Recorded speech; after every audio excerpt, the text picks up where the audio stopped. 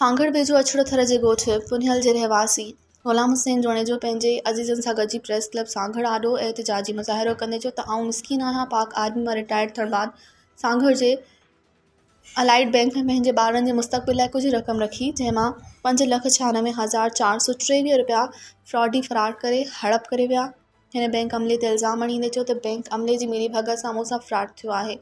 Bank अमलो मूंसां ताउन करण लाइ तयारु नाहे। हुन चयो त मूंखे अलाइड बैंक जे हेल्पलाइन नंबर तां फ़ोन आयो, तव्हांजो ATM कार्ड एक्सपायर थी चुको आहे, मालूमात ॾियो त अव्हां जे ATM खे अपडेट कयूं, जंहिं बाद मुंहिंजे अकाउंट मां रक़म निकिरी वई। आउं ग़रीब मिसकीन आहियां, मूंखे रक़म वापसि वठाए ॾिनी वञे।